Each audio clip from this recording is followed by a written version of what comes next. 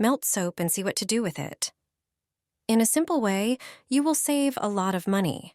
I will show you a way to use every piece of soap, so you won't have to spend so much money on your next supermarket shopping.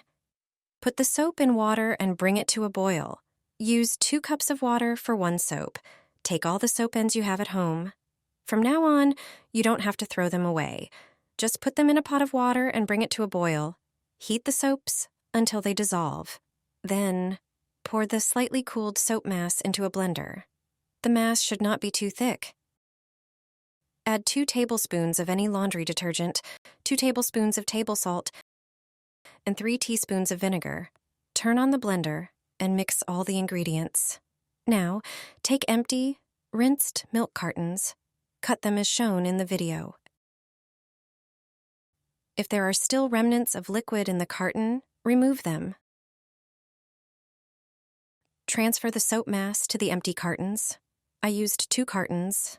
Then, put them in the freezer for a few hours or overnight. You can take out and use the mass at any time. I will deliberately cut the boxes now so that you can see what the mass looks like. You can cut off pieces of the soap and use it for washing various things. You can also use it for dishwashing, cleaning sports shoes, and above all, for cleaning many different things in your home. This universal soap is better than many detergents and liquids, so you can clean much more with it, and it only costs you a few pennies. Did you know you could use soap ends like this?